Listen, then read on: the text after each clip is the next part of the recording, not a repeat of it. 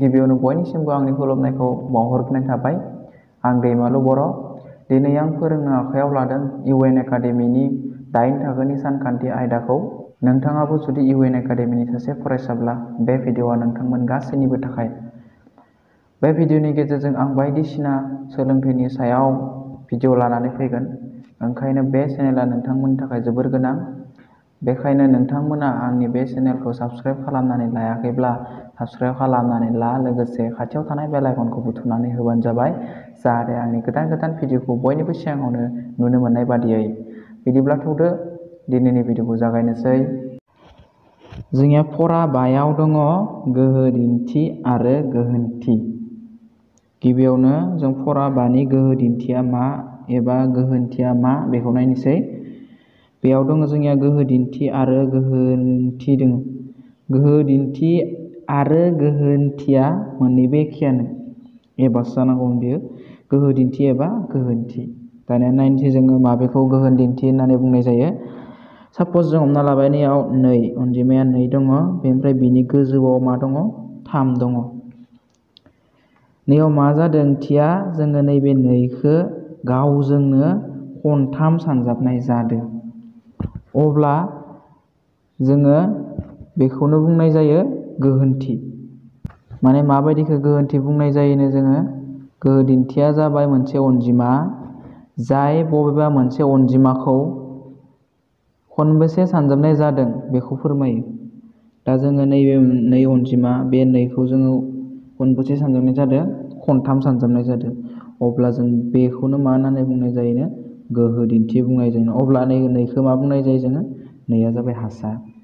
थिग बेबादिनो जोङो नायनो हायो 3^½ माने बे हाफ होनाय लोगो लोगो गोहो दिन्थिया बबे जाबाय हाफ। 1/2आ गोहो दिन्थि। गोहो दिन्थि एबा गोहोनथि एबा इंराजियाव पावारबो बुंनाय जायो, बर' जौगाबो बुंनाय जायो। ओमफ्राय नैयाव हासाया मा 3आ हासा।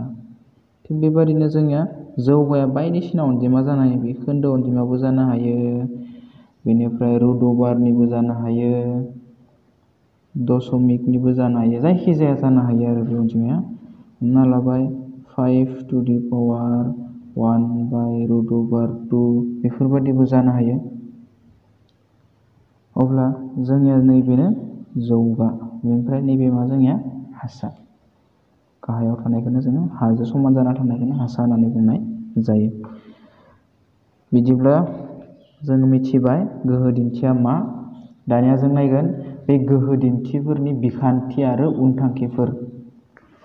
गोहो दिन्थिफोरनि बिथांखि आरो उनथांखिफोर, बेफोर गासैबो मोनफा मोनफा फर्मुला आरो बेखौ जोङो जोबोर गोनां जागोन बे फरानि थाखाय। ओंखायनो हायोब्ला बेखौ मुखस्थ' खालामनानै लाबानो जाबाय। मा दङ जोंनिया गोहो दिन्थि सेयाव उनथांखि सेयाव मा दङ जोंनिया a⁴m सानजाब a⁴n समान मा जादोंनो a⁴m + n। माने जेब्ला हासा मोननैया समान जायो, बिसोरनि जौगाफ्रा गुबुन गुबुन जायोबाथाय आरो बै हासा मोननैनि सोमोन्दोआ जुदि सानजाबथाय जायो, अब्ला बिसोरनि जौगा मोननैखौ जों मा खालामनाय जायो, दाजाबनानै लानाय जायो। साप'ज जों मोनसे बिदिन्थि लाबाय 2^3 सानजाब 2^5। अब्ला जों बेखौ माबादि लिरनाय जागोन, हासा मोननैनिफ्राय मोनसे लानाय जागोन, गोजौनि जौगा मोननैखौ मा खालामनाय जागोन, दाजाबनाय जागोन। अब्ला दाजाबाव बेसेबां मोनगोन, 8 मोनगोन। अब्ला 2आ बेसेबां बार, 8 बार। बेबादि जागोन बे बिदिन्थिया। बेनिफ्राय नेक्स्टआव मा a⁴m राननाय a⁴n। दानियाबो हासा मोननैया समान, अब्ला मोनसे लानाय जायो, जौगा मोननैया गुबुन गुबुन। अब्ला मा खालामो जोङो, हासा मोननैनि गेजेराव सोमोन्दोआ राननाय थायोबाथाय जौगा मोननैया मा जायो, दानख'थाय जायो। मोनसे बिदिन्थि हिसाबै लानो हायो जोङो 2^3 राननाय 2^5 समान, मानो हासा मोननैया समान, मोनसे लाबाय होमबा 3-5 बिदि जागोन। दानिया 5निफ्राय 3 दानख'बा मोनो, बेबायदि जासिगोन आरो बेबो मोनसे बिदिन्थि। बे गोसोआव लाखि ए टु दि पावार 0 माने 1 जायो। सानफ्रोमबो ए टु दि पावार 0 जायखिजाया हासानि सायाव जुदि बिनि जौगाया 0 थायोबा अब्लानो सानफ्रोमबो बिनि माना बेसेबां जायो 1 जागोन। साप'ज जों मोनसे हमबाय 2 टु दि पावार 0 मानेबो 1 जानो हायो, x टु दि पावार 0 मानेबो 1 जानो हायो, 10 टु दि पावार 0 मानेबो 1 जानो हायो। जायखिजाया टु दि पावार 0 थायोब्लानो 1 जागोन जोंनि मानफ्रा। नेक्स्टआव फैबाय मा ए टु दि पावार m बेखौ ब्रेकेट खालामना दोनदो आरो जौगा मोनसे दंबावो मा n। अब्लानो मा खालामनाय जायोनो हासायाथ' मोनसेल'खा अब्ला जौगाया मोननै दङ बे मोननैखौ सोंजाबनाय जायो m two the power n। ओमफ्राय 2 किउब ओमफ्राय आरो मा दङ स्कुवेर दंबावो। अब्ला मा खालामनाय जागोन 2 किउब सानजाब 2 समान बेसेबां जागोन 2 3 सानजाब 2 समान 6 होमबा 2 टु दि पावार 6 जाबाय बेबायदि जागोन। नेक्स्टआव दङ 5 नम्बराव मा दङ जोंनिया a इनटु b ab ओमफ्राय मा दङ ब्रेकेट दङ टु दि पावार n दङ। अब्ला मा जायो a ना a निबो आरो मानिबो बिनिबो खनसे बिनिबो खनसे बेबायदि। साप'ज ओमफ्राय 2 सानजाब 3 टु दि पावार 5 दङ। अब्ला मा जालायगोन नैबे 5 आ 2 निबो सानजाब 5 आ 3 निबो बिदि लिरनाय जागोन। नेक्स्टआव फैलायबाय मा a to the power minus n। जेब्ला जौगाया मोनसे दानख'थाय अनजिमा जायो अब्ला जों बेखौ दाजाबथाय अनजिमा खालामनो हायो आरो दाजाबथाय अनजिमा खालामनाय लोगो लोगो बोखाव खोन्दो अनजिमा जाहैयो। सायाव 1 फैगोन ओमफ्राय बिनि दानख'थाया मा जागोन गोमालांगोन। अब्ला मा जाबाय 1/a two the power n दानख'थायनि थाखाय c फैगोन। अब्ला जों बिदिन्थि हिसाबै जों मोनसे लानो हायो 2 टु दि पावार माइनास 3। अब्ला जों बेखौ मा लिरगोन माइनास गैया खालामनो थाखाय 1 फैगोन सिङाव 2 टु दि पावारनि माइनासआ गैला किउब बेबायदि जागोन। दा नेक्स्टआव फैबाय जोङो मा नेक्स्टआव दङ जोंनिया a सानजाब b सानजाब c हल टु दि पावार n दङ। अब्ला बेबो मा बुजायदो a ना a निबो a ना b निबो a ना c निबो नैया बेबायदि जायो जों। बिदिन्थि हिसाबै 2 सानजाब 3 सानजाब 4 टु दि पावार स्कुवेर लाबाय आरो जों जायखिजाया होमबा नैबे 2 निबो स्कुवेरा 2 निबो 3 निबो आरो मानिबो 4 निबो बेबायदि जायो।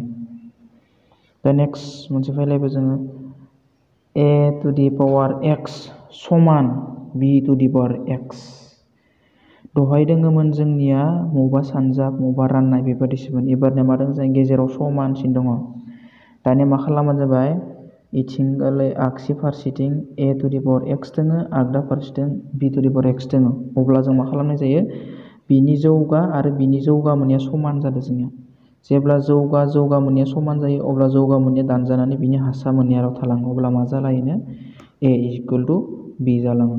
साप'ज जों हमबाय 5 स्कुवेर इकुवेल टु 6 स्कुवेर बेबायदिमोन। अब्ला जों बेखौ माबायदि लिरनाय जागोन स्कुवेर दानजालांबाय मा थालांगोन 5 इकुवेल टु 6 बेबायदि लिरनाय जागोन। नेक्स्टआव दङ मा जोंनिया a to the power x equal to a to the power y। एबारनि हासा मोनैया समान जौगा मोनैया बेलेग बेलेग। अब्ला मा जायो जोंनिया हासा मोननै समान समान जानाया दानजानानै जौगा मोनैया थालांलायबाय x इकुवेल टु y थालांलायबाय जोंनिया। अब्ला नैबायदि जानो हायो मोनसे बिदिन्थि लाबाय जोङो 2 to the power 5 equal to 2 to the power 6 दङ दानिया। अब्ला मा हासा मोनैया समान हासा मोनैखौ जों दानजाबाय मा थालांखो 5 इकुवेल टु 6 थालांबाय बेबायदि जायो। दानिया नेक्स्टआव मा दङ minus a to the power n equal to मा जागोन जोंनिया a to the power n जायो। जुदि जोंनि जौगाया माने n आ जरा अनजिमा जायो n आ जुदि जरा अनजिमा जायोबा नैयाव थानाय सिना मा जायो जोंनिया दाजाबथाय महर जायो। साप'ज जों हमना लाबाय a to the power 4 minus a to the power 4 n माने जौगाया बेसेबां 4 जरा ना बेसेबां जरा। अब्ला नै माइनासआ मा जागोन प्लास जाहैगोन। अब्ला a खौ खेब 4 सानजाबा a टु दि पावार 4 आनो जागोन। साप'ज जों मोनसे अनजिमा लानोसै जोङो -3 स्कुवेर लाबाय, -3 स्कुवेर समान जोंनिया मा जौगाया जरा अनजिमा जादों, अब्ला बिनि माइनासआ गैला मा जागोन +3 मा स्कुवेर बा 3खौ खननै सानजाब 3 सानजाब 3 बेबायदि महर जानो थाङो बेसेबां जायो 9 जायो।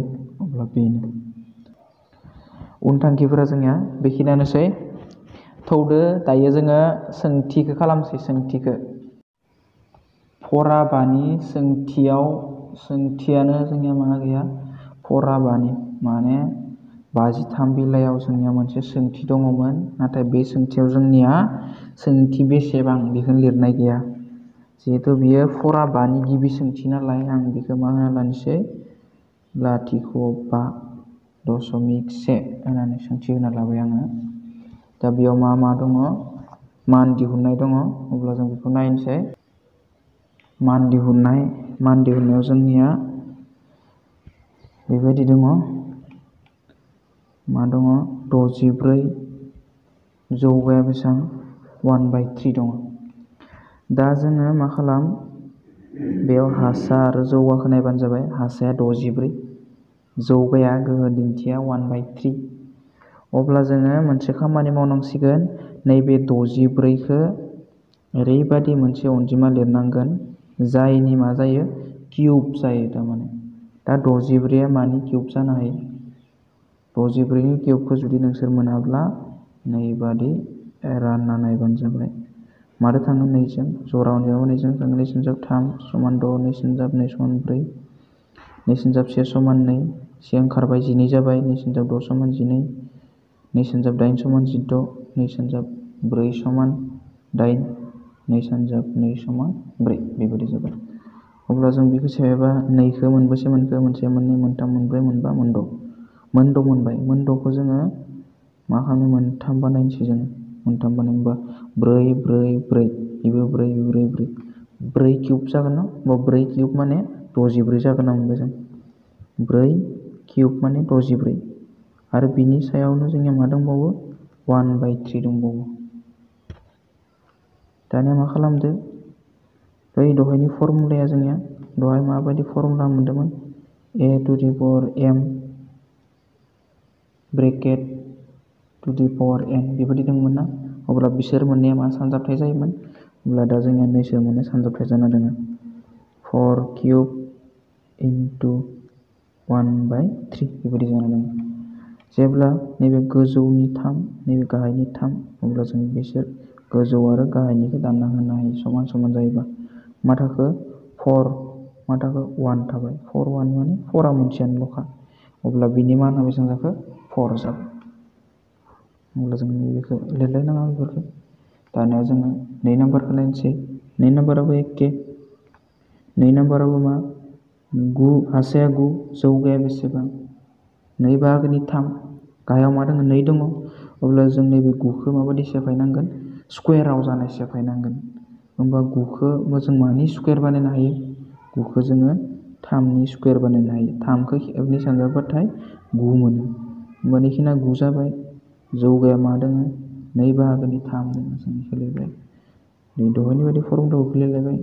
अब्ला 3 स्कुवेर सानजाब 2/3 गोजौआव 2 सिङावबो 2 समान समान जादों दानना होना लायबाय मा थालायखो 3 बेनि गोजौआव मा थाखो 3 माने किउब थाबाय। अब्ला 3 किउब माने 3आ खनबेसे 3आ खनथाम 3खौ खनथाम सानजाब 3 सानजाब 3 9 सानजाब 3 बेसेबां जायो 27। अब्ला बिनि माना 27 जाबाय। नेक्स्ट 3 नम्बर मोनसे फर्मुला फैलायबाय a⁻n बेबायदि फर्मुला मोनसे मोन्दोंमोन ना जोङो। बेखौ मा सेफायनाय जायो माइनास गैया खालामनो थाखाय 1/a⁻n बेबायदि जायोमोन। अब्ला जों बेखौ बेबायदि सेफायनांसिगोन। माइनास गैया खालामनो थाखाय जों माबाया 1 फैबाय। बेनिफ्राय नैबे मा नांगोन गाहायाव थांबाय 1/5 होल स्कुवेर बेयाव माइनासजों माइनास गैया नालाय सेफायबाय। दानिया जों मा नैबे 2आ मानि नैबेनिबो नैबे 2आ मानि नैबेनिबो। अब्ला जों मा खालामबाय 2आ 1निबो 2आ 5निबो बिदि जाबाय।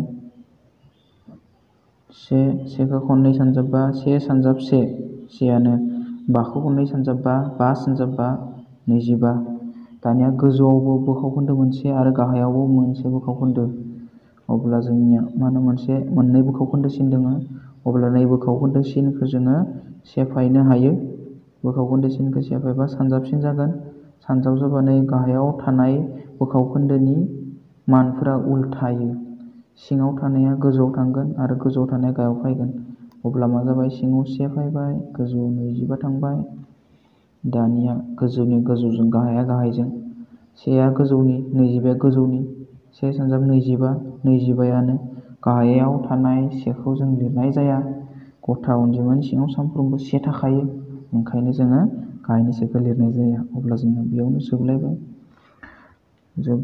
जोब्बाय दानिया जोङो नेक्स्ट नायलायनोसै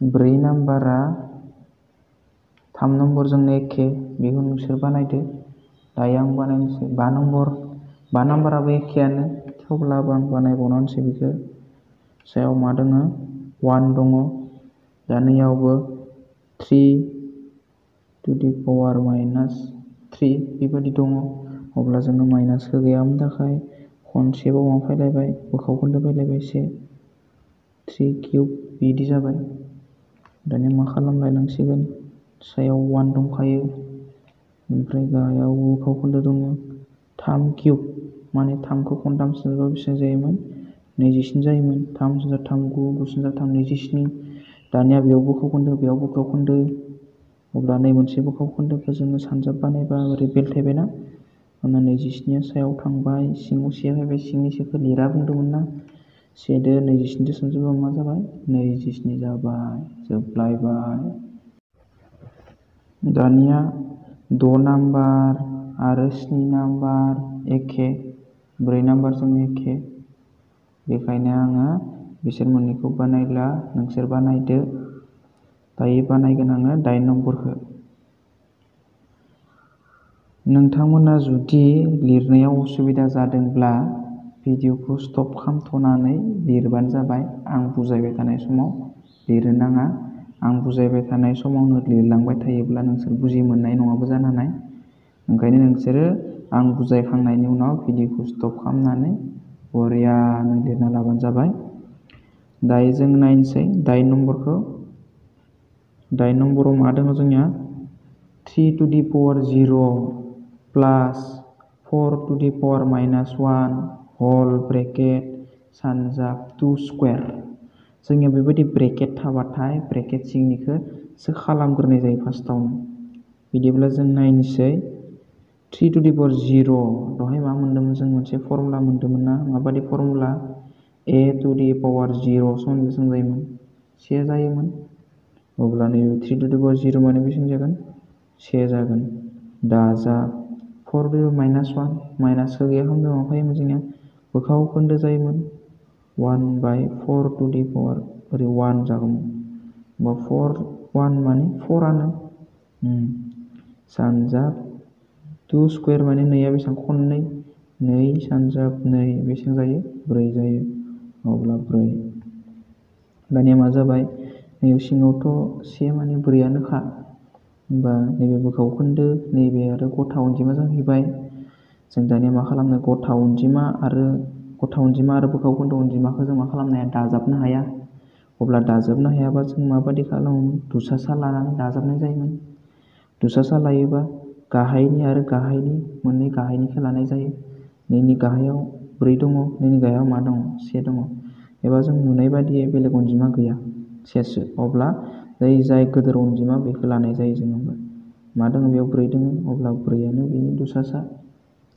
दानिया मा खालाम नैयाव 1 दङ 1खौ सेफायनो थाखाय बेनि सिंनि 1जों सानजाबनाय जायो बा बे सिङाव 1 थायोब्ला जोङो नैबे सिंनि 4जों नैबे 1जों सानजाबना जि मोनो बेयाव लिरखाबानो जाबाय 4 सानजाब 1 समान 4 लिरबाय जों बास प्लास 4 दो 2खौ रानहरनांगोन 4खौ माने 4 दो मा सानजाबा 4 मोनगोन 4 दो 1 सानजाबाथाय 4 मोनो अब्ला मिथिखा बिनि गाहायनि आरो बिनि गाहायनि मोननैबो समान जाबाथाय दानजाबाय होननानै सानना लाबानो जाबाय गोजौआव जि दङ बेखौनो फज'नानै हो।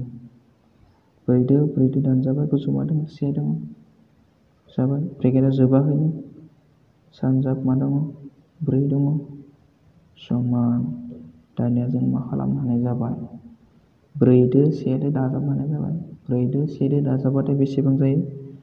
5 जायो जोंनिया। दानिया मा? ब्रेकेटआ गैला जोंनिया। सानजाब मा दङ? 4 दङ।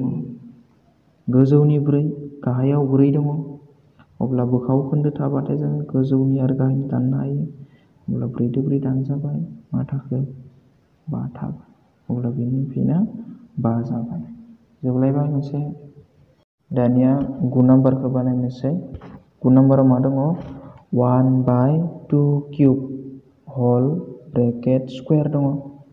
अब्ला नैबे नैया 1निबो, नैबे नैया 2 किउबनिबो। अब्ला जों मा खालामनोसै? सायाव 1 दङ, 1 स्कुवेर, नैबे 2 किउब दङमोन।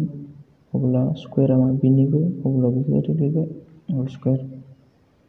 माबायदि जागोन? सेखौ खननै सानजाबबा सेयानो। नैबे माबायदि जाबाय? 2 किउब सानजाब 2। दहाय मोनसे फर्मुला मोननाया a⁴m हल ब्रेकेट n। बेबायदि सानजाब जाबा मा जायोमोन? a⁴m इनटु n बेबायदि जायोमोन ना? अब्ला जों बेबायदि जाबाय। सायाव मा दं? 1 दङ। दानिया नैयानो 2 सानजाब 3 बेसेबां जायो? 6 जायो। अब्ला जोंनि फिननाया बेनो। जुदि बेखौ सानजाबनानै दोनोब्ला सानजाबनानै दोनदो। 2⁶ माने नैया खनबेसे? 6 बार। सानजाब 2 सानजाब 2 सानजाब 2 खनथाम खनद' 6 बार जाबाय ना? मोनथामजों 8 मोनथामजों 8 बा 8 सानजाब 8 बेसेबां?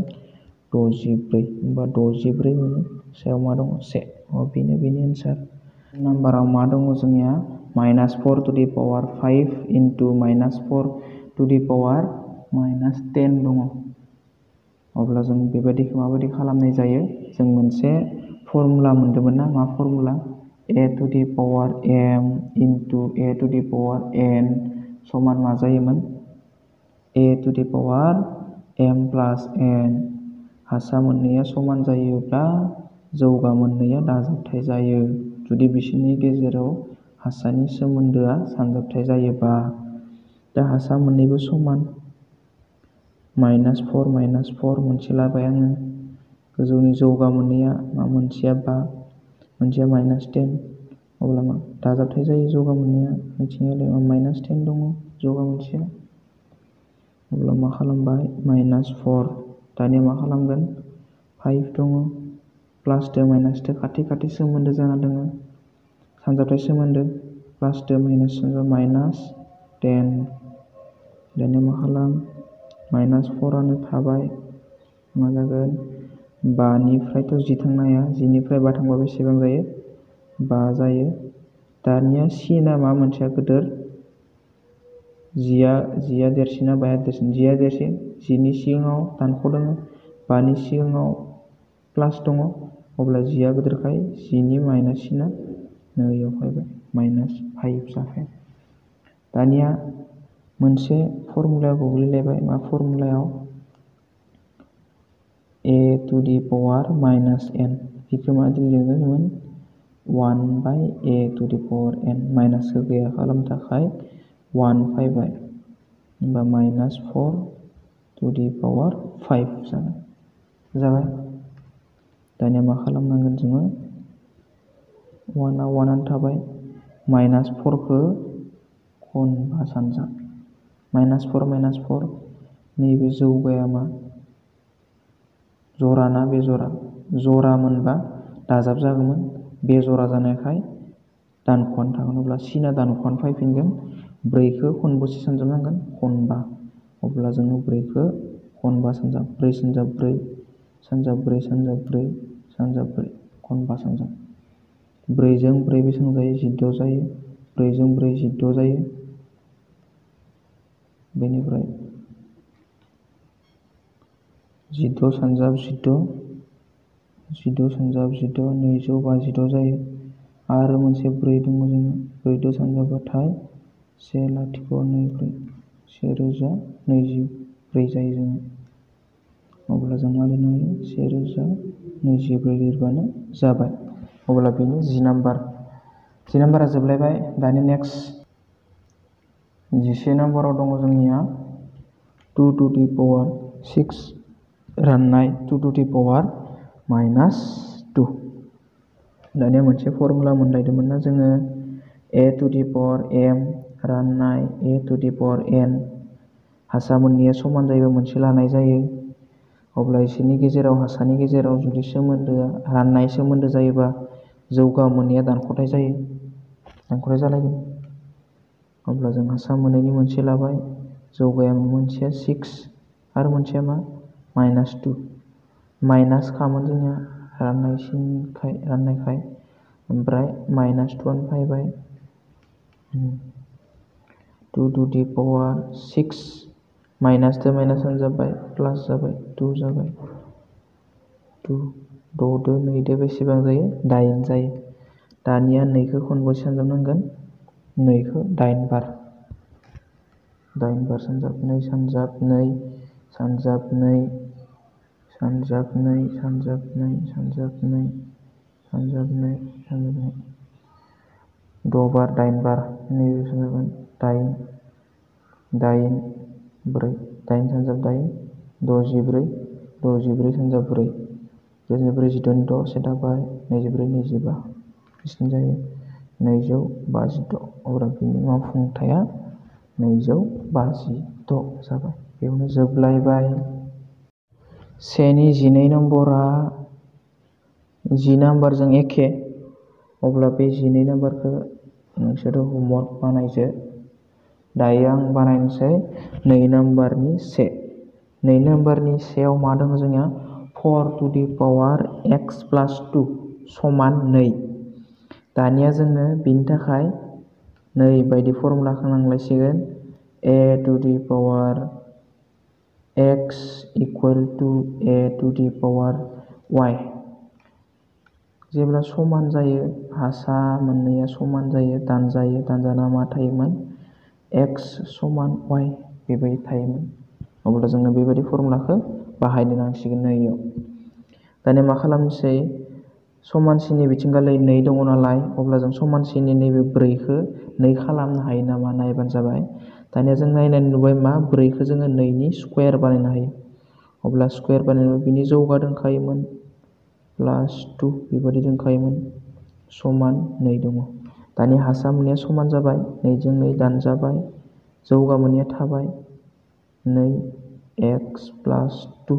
अब्ला बिथिंनि जौगाया मामोन बेयाव जेबो गैया माने जौगाया 1 दङ अब्ला बिनि 1आ थालांबाय। दानिया मा जालांनांसिगोन 2 सानजाब x 2x प्लास 2 प्लास 2 प्लास 2 सानजाब 2 बेसेबां 4 जायो समान बिथिंगालि मा दङ 1 दङ। जोंखौ मा दिहुननो होदोंमोन 2 नाम्बाराव जोंखौ मावफुं होननानै बुंदों। मावफुं माने मावफुंनो होदों जोंखौ। मावफुंबाथाय गोसोआव लाखि बेयाव सोलायस्लु थागोन। सोलायस्लुनि मानखौ दिहुनबानो जाबाय। सोलायस्लु होनना बुंनाय लोगो लोगो नैयाव सोलायस्लुआ मा x। अब्ला जों xनि मानखौ दिहुनबानो बिनि मावफुंथाय जासिगोन आरो बि। अब्ला जों xखौ दिहुननो थाखाय समानसिननि आगसिजों लाखिबाय xनि मानखौ xआ जायजों दोङो समाननि सिगां आगदाथिं 1 दोङो। अब्ला +4खौ आगसिथिं लांबा आगदाजों लांबा -4 जाहैबाय 2xआ थाबाय आगसिथिंनो -4निफ्राय 1 थांबाथाय -3 थायो। माबायदि 4निफ्राय 1 थांबा 3 4नि सिगाङाव दानख'दों अब्ला दानख' गेदेर अनजिमानि सिगाङाव थानाय सिना फैफिनो। दानिया मा खालाम xनि मानखौ दिहुननांगौ xखौ लाखिबाय 2आ बिथिं थांबाथाय बोखावखोन्दो जाहोयो। जेब्ला सानजाबथाय सोमोन्दो जाना थायो मायबा मोनसे अनजिमाया सोलायस्लुजों अब्ला बिखौ जुदि सिमा बारहोनांगौबा माने समानसिनि बारहोनांगौबाथाय बोखावखोन्दो जाहोयो। अब्ला गोजौआव दानख' 3आनो थागोन जाबाय। अब्ला xनि मानखौ मा मोनखो -3/2। अब्ला बेनो मावफुंथाय। दायो जों 2 नाम्बारखौ खालामनोसै। 2 नाम्बाराव मा दङ 3 to the power x equal to 1/3। दानिया जोङो जौगाफोरखौ नायबाय, जौगाफोराबो समान नङा। हासाफोरखौ नायबाय, हासाफोराबो समान नङा। हासाफोरा समानबाल' नैबादि फर्मुला बाहायनानै हासा मोननैया दानजानानै जों जौगा मोननैखौ लाखिगौमोन। आरो जौगाफोरा जुदि समान जानायमोनब्ला नैबादि, अब्ला जों मा खालामगौमोन? जौगा मोननैया दानजानानै हासा मोननैया थालांलायगोन। अब्ला बेबायदि मोननैबो फर्मुला गोग्लैयाखै। दा जों नायबानो जाबाय नैबेखौ हासाफोरखौ समान खालामनो हायो नामा? बेखौ नायनांसिगोन जोङो। 3x समान जों नैबेखौ गोजौआव लांनो हायोना? सिगां मा लिरदोंमोन जोङो? a⁻n खौ मा लिरदोंमोन? 1/a⁻n बेबादि लिरदोंमोन ना? अब्ला नैबादि महरनि जाना दोङो बेयो। नैयाव जेबो गैया माने से जाना दोङो नैयाव। माबायदि जाना दोङो? से जाना दोङो। अब्ला जों बेखौ गोजौआव लांबा माबायदि जागोन? x = 3⁻⁻1 जाहैगोन। दानिया जों मा खालामनोसै? हासा मोननैया समान जाबाय। अब्ला जौगा मोननैया थालांबाय। मा थालांखो बिथिं? -1 थालांबाय। अब्ला बेनि मोनसे बेनि मावफुंथाय जालायबाय, जोबलायबाय। Next 3 number. 3 नाम्बारा 1 नाम्बारजोंनो एखे। नै हासाया नैथिं 2 दङ। जों नैबे हासाखौ 2 खालामना लानो हायो। 4खौ जोङो 2 स्कुवेर खालामनो हायो। अब्ला बेबायदि स्कुवेर खालामनानै हासा मोननैया समान जागोन। अब्ला समान जानाय हासा मोननैया दानजाना जौगाया थालांगोन। अब्ला बेखौ नोंसोरनि थाखाय दोनबाय। बेखौ नोंसोर बानायदो। दायो आं बानायनोसै 4 नाम्बारखौ। 4 नाम्बाराव मा दङ जोंनिया? हासाया 9⁻³ समान बेजों दङ जोंनिया 27⁻2x - 5 दङ। हासा मोननैया समान जायाखै। जौगा मोननैयाबो समान नङा जोंनिया।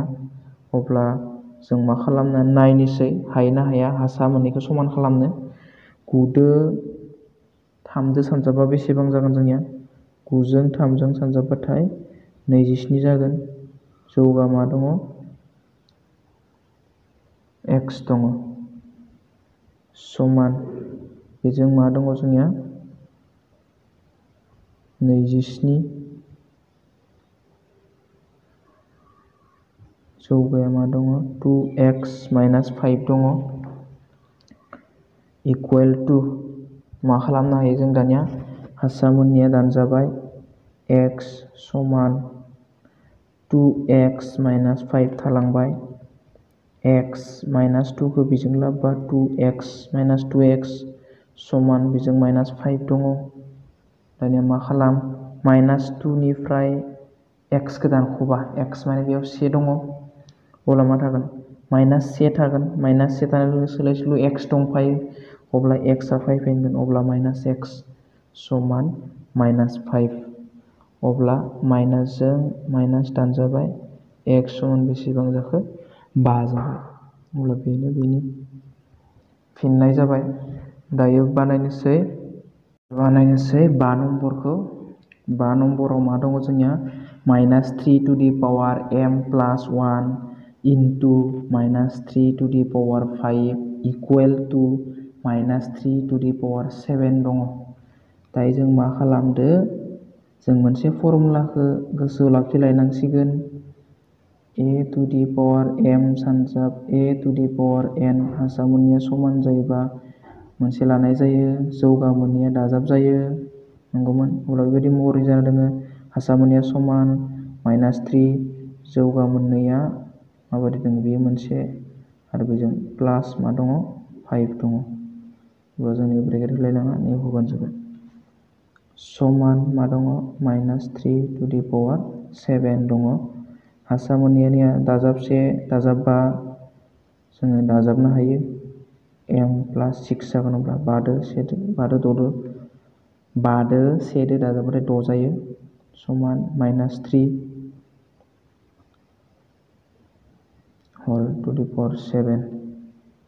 हासा मोननैया समान जालायबाय, दानजालायबाय। जौगा मोननैया थालांबाय। समान m खौ लाखिबाय। 7 दंखायो, इथिं 6खौ हरबाय। बेखायनो m समान 7 निफ्राय 6 थांबा 1। अब्ला m नि माना बेसे मोनखो? से मोनबाय। अब्ला बेनि फिननाया। दायो बानायनो आखायाव लादों 3 नम्बरखौ। 3 नम्बराबो मान दिहुनखौनो बुंदों जोंनिया। बेयाव मा दोङो 5/9 into 3/5 3 into 3/5 whole 0 दं।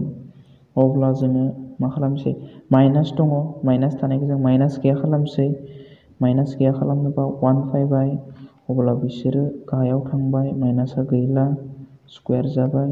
सानजाब दङ, सानजाबानो माइनास गैया खालामबाय 3/5 होल किउब जालायबाय। सानजाबनियावथ' माइनासबो गैया नालाय, अब्ला डाइरेक्ट नैबे 0आ 3 0 5 0 जाबाय। अब्ला दानिया जों मा खालामनो हायो नेव बोखावखोन्दो। अब्ला बे बोखावखोन्दोखौ गैया खालामसै जोङो।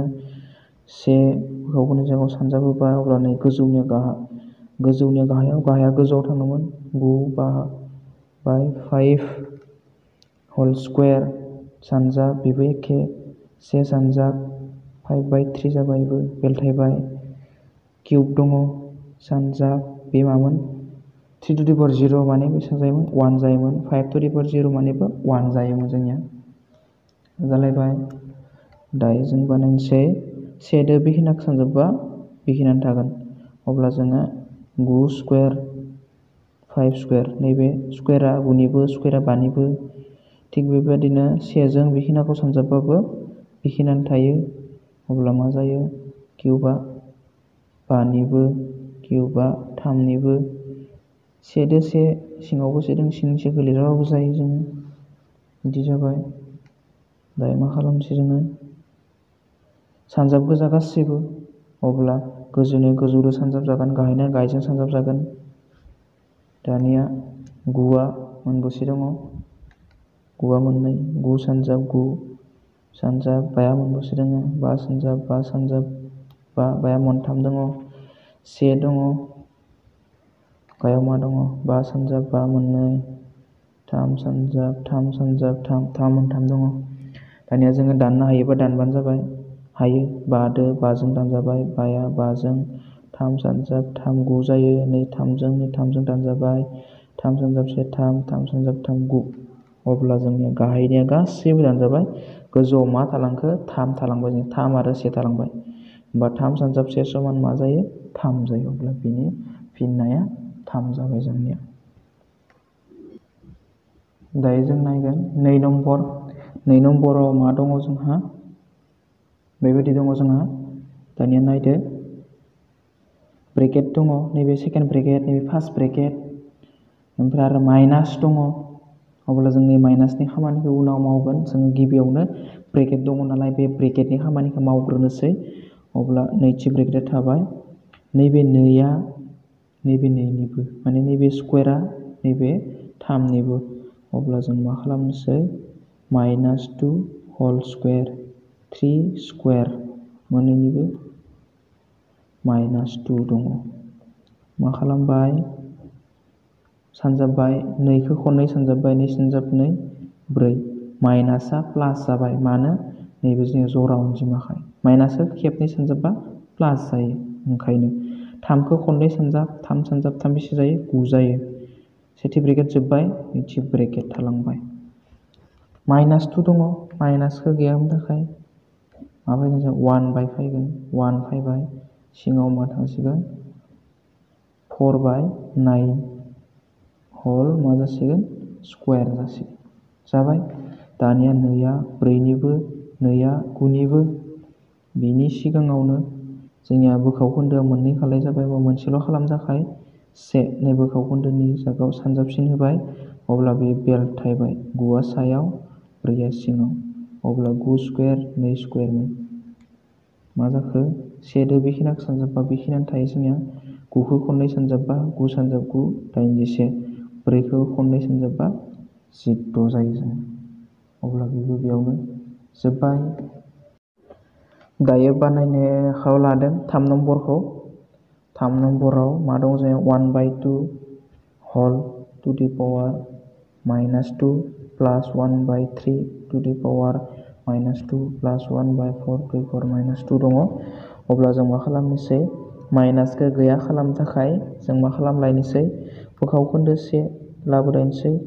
अब्ला 1/2 होल स्कुवेर जाबाय। प्लास दङ प्लास लिरबाय माइनास गैया खालामनो 1/3 होल स्कुवेर जालायबाय प्लास 1/4 होल स्कुवेर बेबायदि जालायबाय। दायो जों मा खालामनोसै 1नि नैबेखौ मा खालामनो बोखावखोन्दोखौ गैया खालामब्ला 1 सानजाब नैबे बेलथायगोन न' बेलथायब्ला मा जागोन 2/1 जागोन होल स्कुवेर प्लास 1 सानजाब मा जालायबाय बेबो गोजौ थांलायबाय मा जालायगोन 3/1 1/3 1 सानजाब 4/1 होल स्कुवेर बिदि जालायबाय। अब्ला 1 थाबाय 2आ खेब 2 सानजाबा 2 सानजाब बेसेबां जायो 4 जायो। गाहायाव थानाय 1खौ लिराबाबो जायो जों प्लास 1 सानजाब 2खौ खननै सानजाबबा 3खौ खननै सानजाबबा 3 सानजाब 3 मा जायो जोंनिया 9 जायो। गाहायाव 1 दङ अब्ला लिराबाबो जायो प्लास 1 सानजाब 4खौ खननै सानजाबबा 16 जायो। गाहायनि 1खौ लिराब्लाबो जायो। 1 सानजाब 4 समान 4 दाजाब 1 सानजाब 9 समान 9 दाजाब 1 सानजाब 16 समान 16। दानिया गासैखौबो दाजाबजोब बेसेबां जागोन 9 4 13 दाजाब 16 दङ बिथिं 6 3 9 1 1 2 29। अब्ला बेनो बे 3 नम्बरनि फिननाया। बिदिब्ला दिनैनि भिडिअ'आ बेखिनियानोसै। नोंथांमोना जुदि दिनैनि भिडिअ'खौ मोजां मोनदोंब्ला लाइक खालाम, लोगोसे मायबाफोर बुजि मोनाखैब्ला कमेन्ट सेक्सनाव खोन्थाहरदो। बिदिब्ला दिनैनि भिडिअ बेखिनियानोसै। उननि भिडिअ'आव लोगो मोनगोननि मिजिंजों दिनैनि भिडिअ'खौ बेसेबांनो फोजोबबाय। गोजोन्थों।